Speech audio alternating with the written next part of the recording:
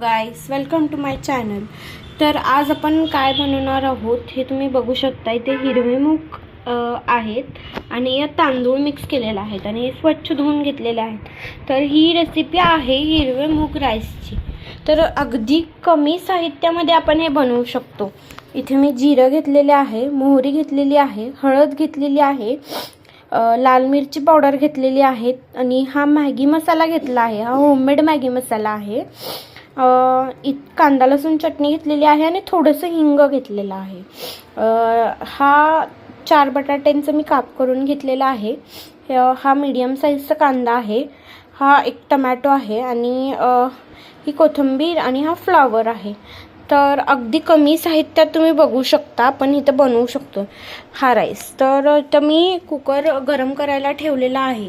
तर ह्यात आपण अगोदर तेल घालून घेऊया. तुम्ही तूपसुद्धा टाकू शकता.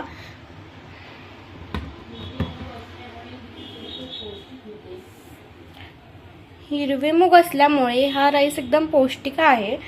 तर तुम्हाला जेव्हा कंटाळा येतो जेवण बनवायचं तेव्हा सुद्धा हे तुम्ही झटकीपट रेसिपी बनवू शकता.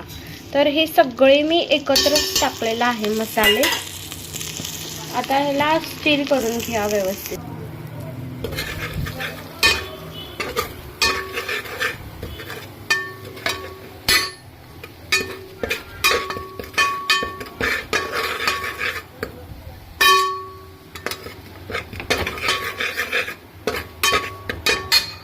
ते कोथिंबीर आता